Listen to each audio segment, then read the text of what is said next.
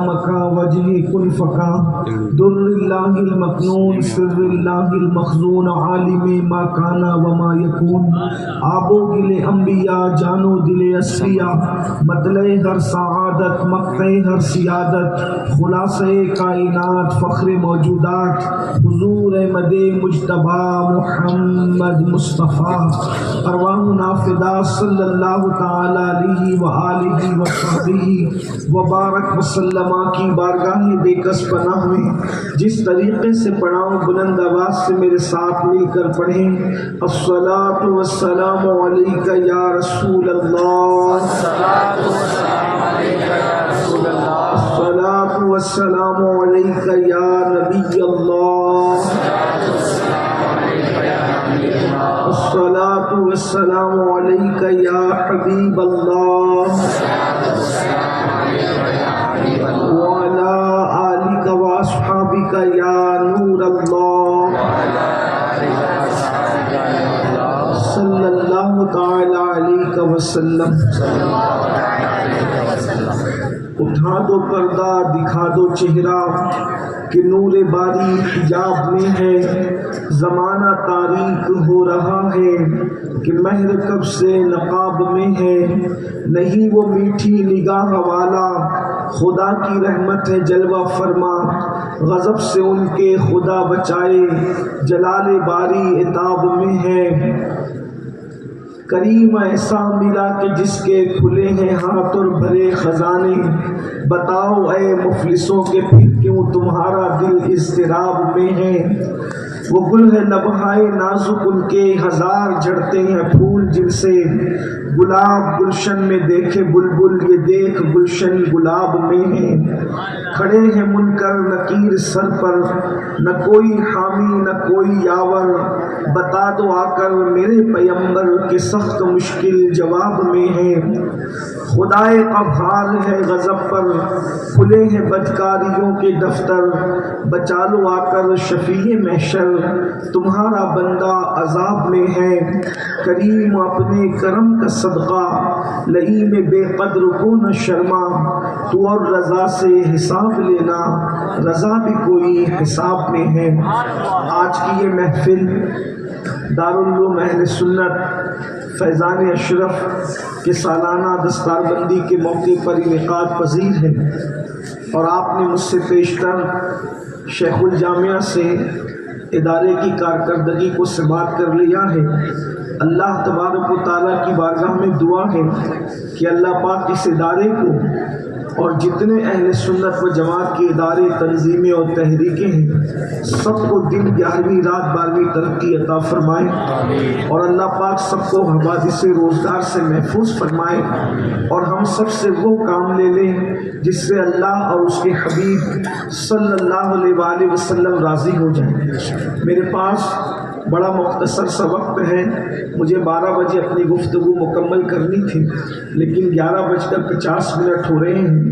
وقت میں جتنی گنجائش رہے گی تھوڑی دیر آپ کی خدمت میں کچھ باتیں آیہ کریمہ کی جو تلاوت کی گئی ہے اس کے متعلق اللہ پاک مجھے حق کہنے اور آپ سب کو حق سن کر اس پر عمل کرنے اور اسے عام کرنے کی توفیق عطا فرمائے۔ اس وقت امت مسلمہ پوری دنیا کے اندر جن حالات سے دوچار ہیں وہ آپ کے اور ہماری نگاہوں کے سامنے ہیں۔ ہمارا مذہبی جذبہ اتنا سرد پڑ چکا ہے کہ ہمیں دیکھ کر کے اب ایسا لگتا ہے کہ اس قوم کا تعلق کبھی مذہب سے رہا تھا یا نہیں۔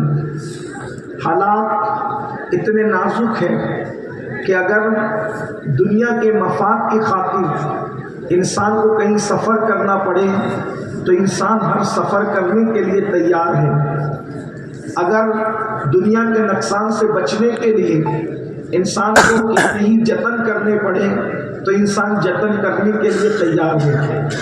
اپنی صحت کی حفاظت کے لیے انسان کو کتنے ہی روپے خرچ کرنے پڑے تو انسان روپیہ پیسہ سب کچھ خرچ کرنے کے لیے تیار ہے، لیکن جب مذہب پر عمل کرنے کی بات آتی ہے تو انسان ہزار بہانے ایسے تلاش کر لیتا ہے کہ معاذ اللہ ایسا لگتا ہے کہ جیسے مذہب سے کوئی دلچسپی باقی ہی نہیں رہ گئی، مذہب بیزاری کی ایک لہر چل پڑی ہے۔ بلکہ دنیا دار تو دنیا دار جو لوگ مذہب کے نمائندے کہلاتے ہیں، بعض ان کی بھی کیفیت یہ ہے کہ ان کے اندر بھی کہیں نہ کہیں مذہب بیزاری کی عملی طور پر کوئی نہ کوئی نحوست ظاہر ہوتی ہے۔ ان حالات کے اندر ایک مسلمان اگر اس کو ڈاکٹر کہہ دے کہ یہ دوا میں تمہیں دے رہا ہوں، اس کو کھانے سے آدھا گھنٹہ پہلے لینا، تو وہ مسلمان برابر صرف اپنی صحت کی حفاظت کے لیے ٹائم دیکھ کر کھانے سے آدھا گھنٹہ پہلے وہ دوا کو ضرور لے گا۔ اگر ڈاکٹر کہہ دے یہ دوا سونے سے 2 گھنٹہ پہلے تمہیں لینا ہے تو آدمی ٹائم دیکھتا رہے گا اور برابر نیند سے اور سونے سے 2 گھنٹہ پہلے اس دوا کو لینے کی کوشش کرے گا۔ آپ مجھے بتائیں میرے بھائیوں، ہم نے صحت کی حفاظت کے لیے اور اپنی جان کی حفاظت کے لیے ایک ایک سیکنڈ کا خیال کیا، ایک ایک منٹ کا خیال کیا۔ اگر ڈاکٹر نے کہا آدھا گھنٹہ پہلے کھانے سے دوا لینا تو ہم برابر لے رہے ہیں۔ اللہ اکبر، گھر سے ٹوپی لے کر لینا تو ہم بھول سکتے ہیں، لیکن کسی کو اگر بلڈ پریشر ہے تو وہ دوا لینا نہیں بھولتا، سفر میں بھی ساتھ ہے، شوگر والا دوا کو ساتھ لے کے چل رہا ہے۔ مجھے کوئی اعتراض نہیں، بہت اچھی بات ہے، لیکن پوچھنا یہ ہے کہ جسم کا ہم اتنا خیال کرتے ہیں، کیا اتنا ہی خیال ہم اپنی روح کا بھی کرتے ہیں؟ دنیا کے ڈاکٹر نے ہمیں دوا لینے کے لیے پابند کیا تو بارش بھی نہیں دیکھی جا رہی ہے، سردی بھی نہیں دیکھی جا رہی ہے، گرمی بھی نہیں دیکھی جا رہی ہے، کچھ نہیں دیکھ رہا انسان، لیکن ڈاکٹر کی بات پر برابر عمل کر رہا ہے۔ اگر میں ڈاکٹر کی بات پر عمل نہیں کروں گا تو صحت خراب ہو جائے گی، مزید بیمار پڑ جاؤں گا۔ اللہ اکبر، کوئی سوچتا ہے کہ کڈنی نہ فیل ہو جائے، کوئی سوچتا ہے کہ فالج نہ لگ جائے، کوئی سوچتا ہو کہ یہ نہ ہو جائے وہ نہ ہو جائے، لیکن اللہ کے بندو، روح مسلسل مجروح ہو رہی ہے، روح مسلسل کمزور ہو رہی ہے۔ اللہ اکبر، روح جسم کے اندر بے چین اور بے قرار ہو رہی ہے۔ اللہ رب العزت نے بھی تو کچھ کرنے کا حکم دیا، احکامات کا پابند بنایا۔ ڈاکٹر کے حکم کو ماننے والوں، اس کے مشورے پر عمل کرنے والوں، اس کی دی ہوئی دوا کا استعمال کرنے والوں، کیا اپنے رب کے احکامات کے حوالے سے بھی ہم اتنے ہی حساس ہیں؟ اللہ اکبر، یاد رکھنا، ایک جسم مرے گا تو جسم مرنے سے اتنا نقصان نہیں ہوگا جتنا روح کے مجروح ہونے سے نقصان ہوگا، جتنا روح کے کمزور ہونے سے نقصان ہوگا۔ اور آپ دیکھتے چلے جائیں، روح کمزور ہو رہی ہے، دل سخت ہو رہے ہیں، اسی لیے انسان گناہوں کے دلدل میں ڈوبا جا رہا ہے۔ اور انسان کہتا ہے کہ مولانا کیا کریں، حالات تیزی کے ساتھ بگڑ رہے ہیں، حالات بدل رہے ہیں، یہ ہو رہا ہے وہ ہو رہا ہے۔ حالات کا رونا رونے والوں، جو قوم ڈاکٹر کی بات کو تو اہمیت دے اور اپنے اللہ کے فرمان کو اہمیت نہ دے، اس قوم کے حالات نہ بگڑیں گے تو کس کے بگڑیں گے؟ اس قوم کو تباہی نہ ہوگی تو کس کو ہوگی؟ اس قوم کو بربادی نہ ہوگی تو کس کو ہوگی؟ آئیے، ڈاکٹر کی باتیں ماننے والوں بالکل ماننا چاہیے، لیکن میرا اللہ بھی تو کچھ فرما رہا ہے۔ اللہ اکبر، میرا کریم اللہ جس نے کان عطا فرمائے، جس نے ناک عطا فرمائی، جس نے زبان عطا فرمائی، جس نے آنکھ عطا فرمائی، اس کے کلام میں وہ فرماتا ہے، اللہ اکبر، ان السمع والبصر والفؤاد کل اولئک کان عنہ مسئولا۔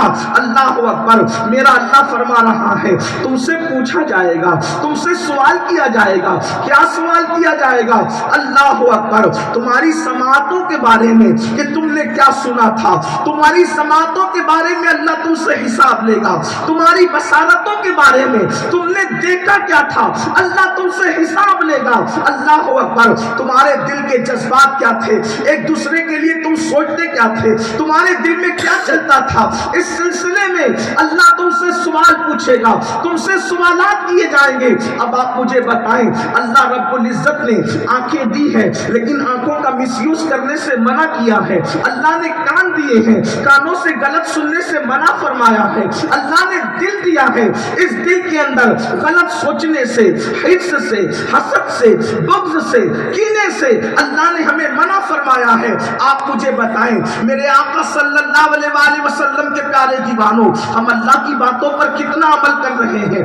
آپ کو ایک بات بتائیں، اللہ اکبر، آج ہر انسان تقریباً 90% لوگ، غریب ہو یا امیر، اللہ اکبر، ان پڑھ ہو یا پڑھے لکھے، سب لوگوں کا ایک مسئلہ ہے، مولانا سکون نہیں ہے، مولانا چین نہیں ہے، مولانا قرار نہیں ہے۔ آپ مجھے بتائیں، چین تو دل میں آتا ہے، قرار تو دل میں آتا ہے، سکون تو دل میں آتا ہے۔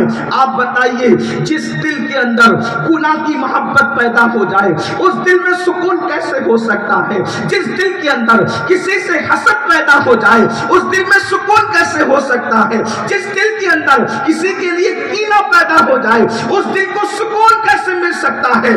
سن لو، نیند کی 2 گولیاں کھا کر بھی بستروں پر بے قراری کے ساتھ، بے چینی کے ساتھ کروٹیں بدلنے والوں، جب تک دلوں میں حسد کا کتا بیٹھا ہوگا اس وقت تک تمہیں سکون نہیں مل سکتا۔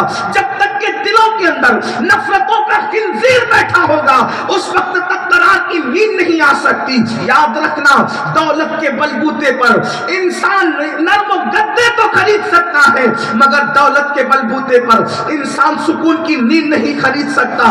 اللہ کے بندو، اللہ تبارک و تعالیٰ فرما رہا ہے تم سے تمہاری سماعتوں کے بارے میں، بصارتوں کے بارے میں، دل کے خیالات کے بارے میں اللہ حساب لے گا۔ بتاؤ اس کے لیے کیا کیا، ہم کیا دیکھ رہے ہیں؟ اللہ اکبر، میری قوم کے جوان، وہ جوان جو پوری قوم کا سرمایہ ہے، وہ جوان جو قوم کا مقدر ہے، وہ جوان اللہ اکبر جو انقلاب کا دائی ہے، وہ جوان جو اللہ اکبر، جس قوم کا جوان متقی پرہیزگار ہو جاتا ہے اس قوم کی تاریخ سنہری حرفوں سے لکھی جاتی ہے، اور جس قوم کا جوان آوارہ ہو جائے، جس قوم کا جوان عیاش ہو جائے، جس قوم کا جوان مجرم ہو جائے، جس قوم کا جوان اللہ اکبر حرام پر اس کی توجہ زیادہ ہو اور حلال سے اس کی توجہ ہٹ جائے، پھر اس قوم کا ہوتا کیا ہے؟ اب کتنا بڑا مجمع ہے، ہزاروں عاشقان رسول یہاں پر موجود ہیں۔ آپ سے پوچھنا چاہتا ہوں،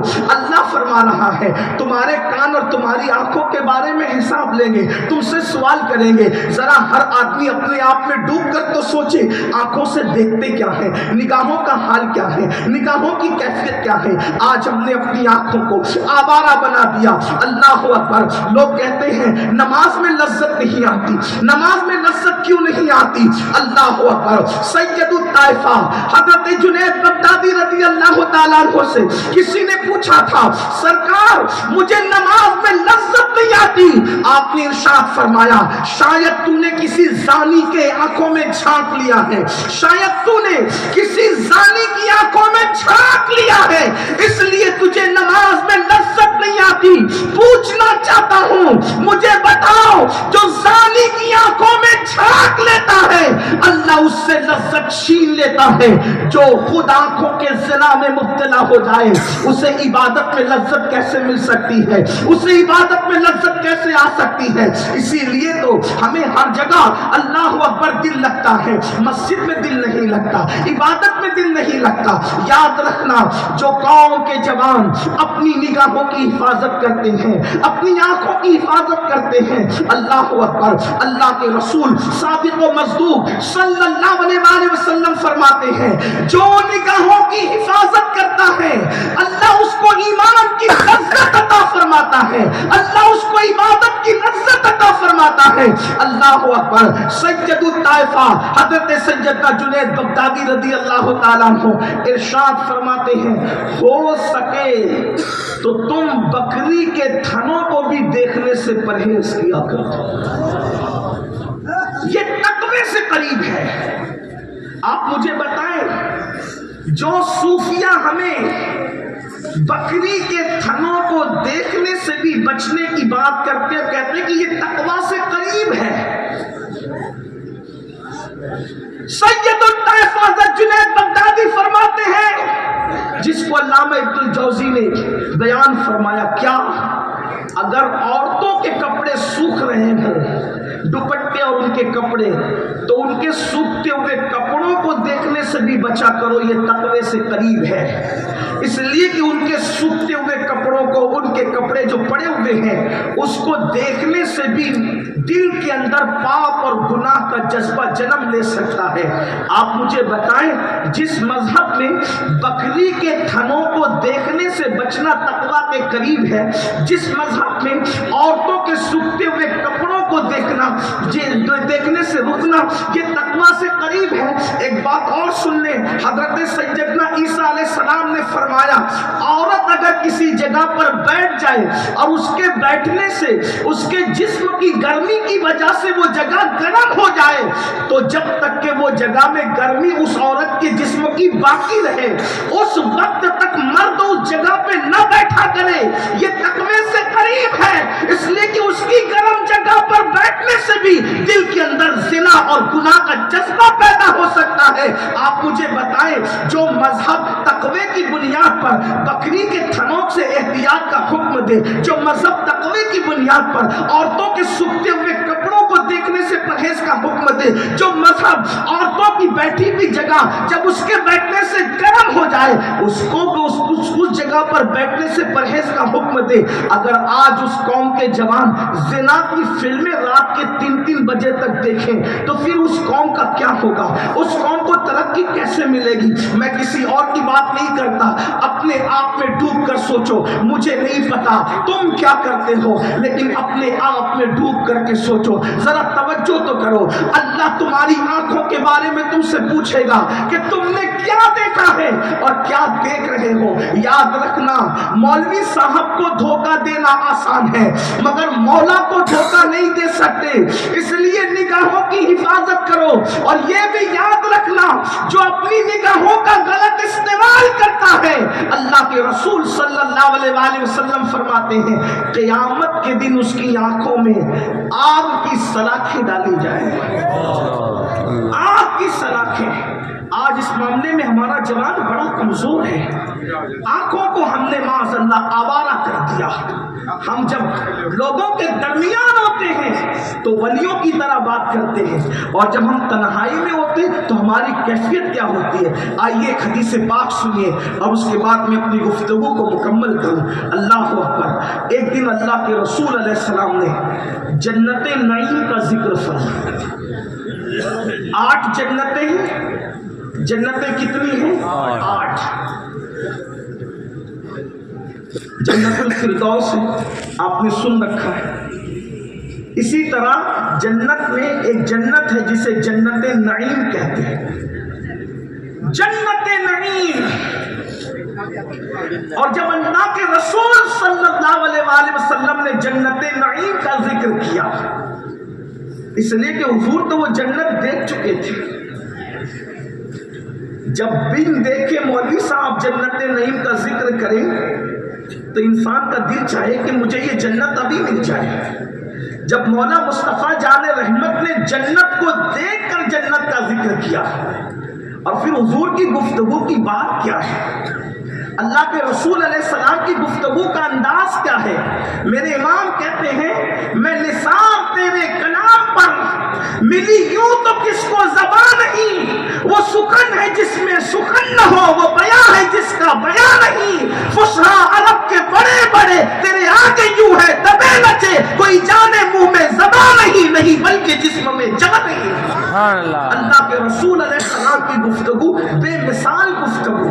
اللہ کے رسول علیہ السلام نے جب جنت نعیم کا ذکر کیا، اس جنت نعیم میں حوریں کیسی ہوگی، جنت نعیم کے اندر نعمتیں کیسی ہوگی، جنت نعیم کے اندر نہریں کیسی ہوگی، جنت نعیم کے اندر محلات کیسے ہوں گے، جنت نعیم کے اندر بستر کیسے ہوں گے، جنت نعیم کے اندر غذائیں کیسے ہوگی۔ اس سے پہلے کہ میں اب گفتگو کو آگے بڑھاؤں ایک بات آپ سے کہہ دوں، آج لوگ جو ہے لوگ اسکول کے کچھ پڑھے لکھے لڑکے یہ کہتے ہیں یہ سب جنت ونت جو ہے یہ صرف مولوی لوگ ہمیں سناتے رہتے ہیں اور پھر بتاتے کہ وہاں حوریں ہوں گی، اور حوروں کے چکر میں ہمیں جو ہے وہ معاذ اللہ مس گائیڈ کیا جاتا ہے۔ یاد رکھنا ہم جنت کے اندر حوروں کے چکر میں کسی کو مس گائیڈ نہیں کرتے، بلکہ غالب نے بھی بیچارے نے یہ بات کہہ دی. وہ کہتے ہیں ہم کو معلوم ہے جنت کی حقیقت، لیکن دل کو بہلانے کے لیے غالب یہ خیال اچھا ہے، یہ دل کو بہلانے کے لیے جنت نہیں ہے. اور ایک بات میں یہاں عرض کر دوں، چونکہ یہ درسگاہ ہے اور درسگاہ کے ساتھ اس درسگاہ پر خانقاہ کا بھی رنگ ہے، تو یہ بتانا چاہتا ہوں ہم جنت کو حوروں کی وجہ سے پسند نہیں کرتے، ہم جنت کو حوروں کی وجہ سے پیار نہیں کرتے.